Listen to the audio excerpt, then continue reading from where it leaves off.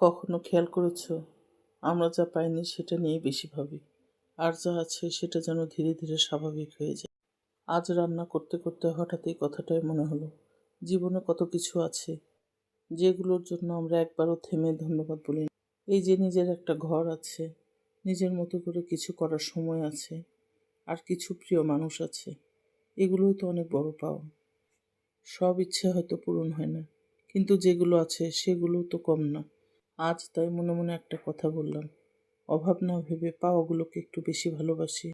হয়তো তখন জীবনটা আগের চেয়ে অনেক হালকা লাগবে, আর এই সাধারণ দিনগুলো একটু বেশি সুন্দর হয়ে উঠবে। আর একটা জিনিস আমি ধীরে ধীরে শিখছি, সব কিছু একদিনে ঠিক হয়ে যায় না, কিন্তু সময় দিলে অনেক কিছু সহজ হয়ে যায়।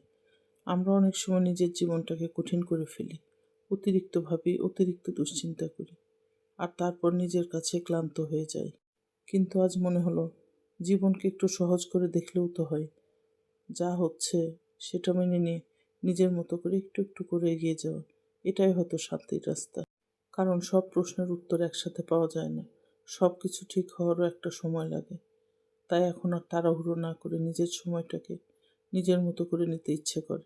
ছোট ছোট কাজের মাঝেও যদি একটু শান্তি খুঁজে পাওয়া যায়, তাহলে তো দিনটা খারাপ যায় না। হয়তো এভাবেই ধীরে ধীরে সবকিছু নিজের জায়গায় ঠিক হয়ে যাবে। কখনো কখনো মনে হয় আমরা নিজের কাছে একটু কঠিন হয়ে যাই, নিজেকে সময় না দিয়ে, নিজের মনটা কি চায় সেটা না শুনে শুধু দায়িত্ব আর ভাবনার ভিড়ে হারিয়ে যায়।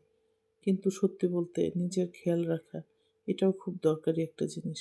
কারণ মনটা ভালো না থাকলে কোনো কিছুই পুরোপুরি ভালো লাগে না। তাই এখন চেষ্টা করি দিনের মাঝে একটু হলেও নিজের জন্য সময় রাখতে, একটু শান্ত হয়ে বসতে, নিজের সাথে একটু কথা বলতে। সব কিছু পারফেক্ট না হলেও এই ছোট ছোট চেষ্টাগুলোই ধীরে ধীরে জীবনটাকে খুব সহজ করে দেয়। আর একটা সময় বুঝতে পারি, আমরা আসলে যতটা ভেবেছিলাম তার চেয়েও অনেক বেশি শক্ত। শুধু দরকার ছিল নিজেকে একটু বুঝে নেওয়ার, নিজেকে একটু সময় দেওয়ার। আজ তাই মনে হয় সব কিছু ঠিক হয়ে যাওয়ার অপেক্ষা না করে এই অসম্পূর্ণ সময়টার মাঝেও নিজের মতো করে ভালো থাকা শিখে নেওয়াটাই আসল। হয়তো এভাবেই ধীরে ধীরে মনটা হালকা হবে, আর জীবনটাও আগের চেয়ে অনেকটা সুন্দর লাগবে। আর একটা সময় পরে মনে হয় জীবন আসলে প্রতিদিন একটু একটু করে শেখায়। কিছুদিন খুব সহজ যায়, আবার কিছুদিন একটু ভারী লাগে, কিন্তু দুইটাই দরকারি। কারণ সহজ দিনগুলো আমাদের হাসতে শেখায়, আর কঠিন দিনগুলো আমাদের বুঝতে শেখায়। আজকে আমি ভাবছিলাম, আমরা যদি প্রতিটা দিনকে একটা ছোট অভিজ্ঞতা হিসেবে নিই, তাহলে হয়তো সব কিছু এতটা জটিল লাগবে না। যা ভালো লাগে সেটা মনে রেখে দেওয়া, আর যা কষ্ট দেয় সেখান থেকে একটু শিখে নাও, এই দুইটার মাঝে হয়তো জীবনের আসল মানে লুকিয়ে আছে।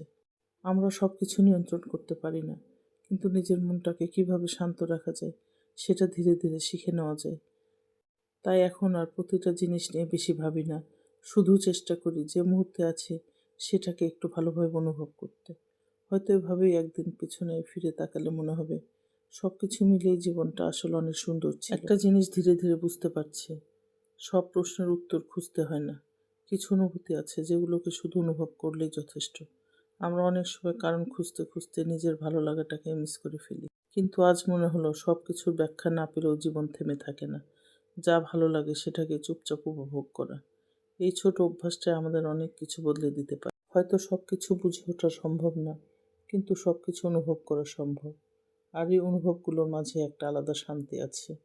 তাই আর এখন সব কিছু নিয়ে প্রশ্ন না করে কিছু মুহূর্তকে শুধু নিজের মতো করে রেখে দিতে ইচ্ছে করে, যেগুলো শব্দে বলা যায় না, কিন্তু মনে থাকলে মনটা ভালো হয়ে যায়। হয়তো এভাবেই ধীরে ধীরে জীবনটা একটু সহজ লাগে, আর নিজের ভেতরটাও একটা নরম শান্তি তৈরি হয়। শেষে এসে একটা কথা শুধু মনে হয়, জীবনটা হয়তো কখনোই পুরোপুরি পারফেক্ট হয় না, কিন্তু তবুও এই অপূর্ণতার মাঝেও ভালো কিছু মুহূর্ত লুকিয়ে থাকে।